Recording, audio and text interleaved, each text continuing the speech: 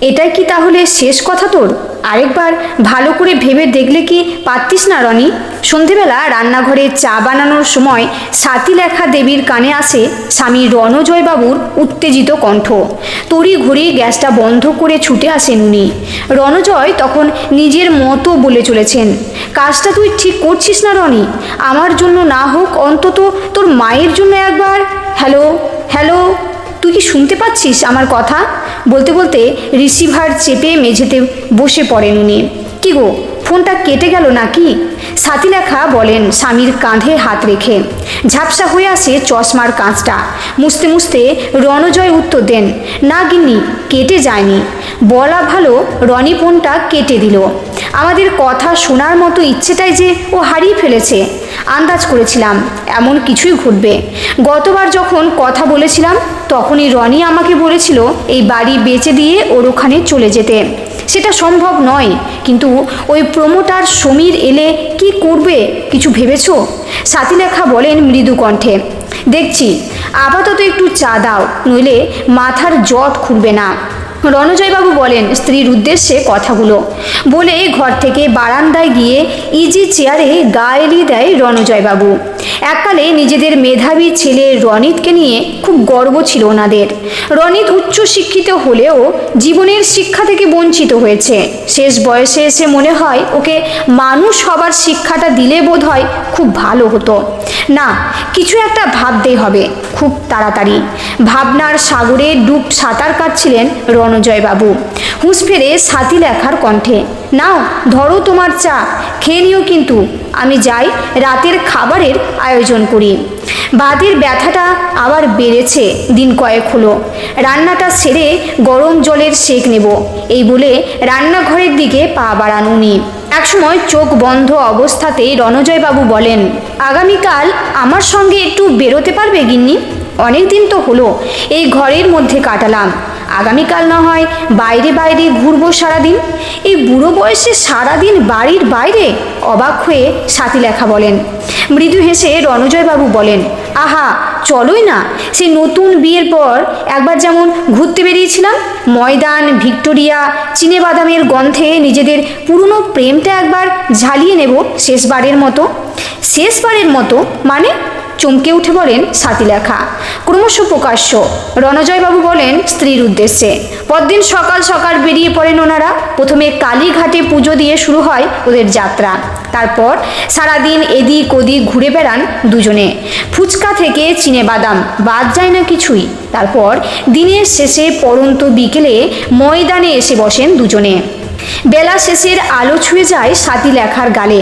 স্বামীর দিকে তাকিয়ে সাথী বলেন, কি দেখছো অমন করে? কিছু না, এমনি। দেখে নিতে দাও গিন্নি, হাতে আর বেশি সময় নেই যে। কিন্তু তোমাকে যে কি করে বলি কথাটা। রণজয় বলেন কাঁপা কাঁপা কণ্ঠে।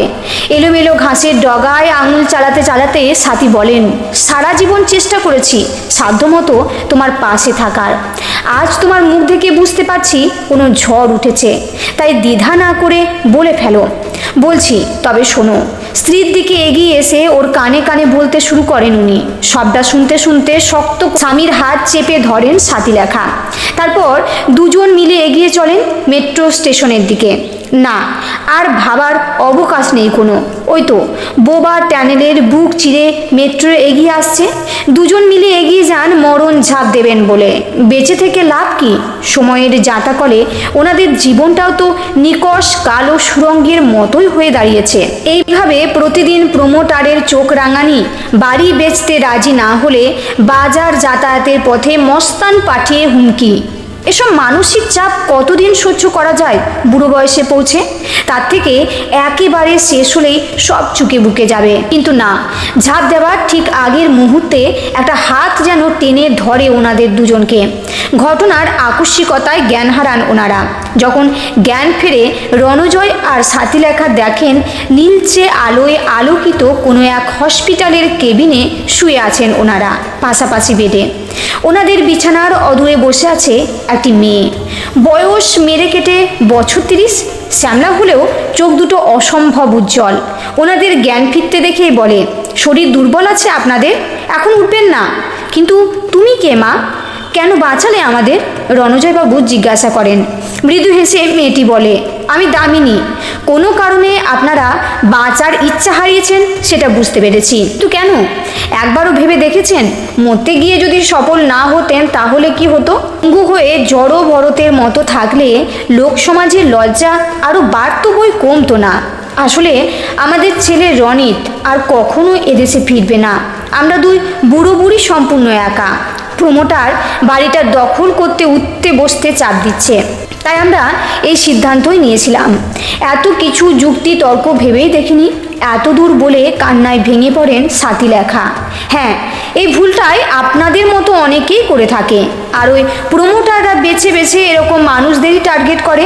প্রবীণ নাগরিকদের জন্য এই শহরটা আর আগের মতো নিরাপদ নয়। এত দূর বলে কাঁধের ব্যাগ থেকে জলের বোতল বার করে একটু গলায় ঢেলে দামিনী আবার বলেন, যাক সেসব কথা, জীবন থেকে পালানোর মনোপ্রবৃত্তি না নিয়ে আসুন এবার আমরা সকলে মিলে একটু দিন বদলের স্বপ্ন দেখি। মাসিমা, কি মেসমশাই, আপনার কোনো আপত্তি আছে নাকি? কথাগুলো বলতে বলতে আরও দৃঢ় হয় দামিনীর কণ্ঠস্বর। না, কোনো আপত্তি নেই। সাক্ষাৎ মৃত্যুর হাত থেকে ফিরিয়ে এনে যখন নতুন জীবন দান করলে তখন তো শুনতেই হয় তোমার কথা। রণজয়বাবু বলেন দামিনীর কথার উত্তরে, আসলে পরশমণি বলে একটি অনাথ আশ্রমের সাথে যুক্ত আছি আমি। আজ আপনারা শুধুমাত্র আপনাদের সন্তানের অবহেলা পেয়ে আত্মহত্যা করতে যাচ্ছিলেন। ওখানে গেলে দেখতে পাবেন এরকম কত সন্তান আছে যারা একটু ভালোবাসা পাওয়ার জন্য অধীর আগ্রহে অপেক্ষা করে। ওরা বাড়ি, অর্থ, বিষয় সম্পত্তি কোনো কিছুই চায় না, চায় শুধুই ভালোবাসা। নিজেদের স্নেহের একটু ছোঁয়া না হয় ওদের দিলেন। রাজি থাকলে জানাবেন।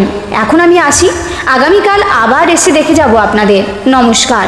এই বলে কেবিনের দরজা ঠেলে বেরিয়ে যায় দামিনী।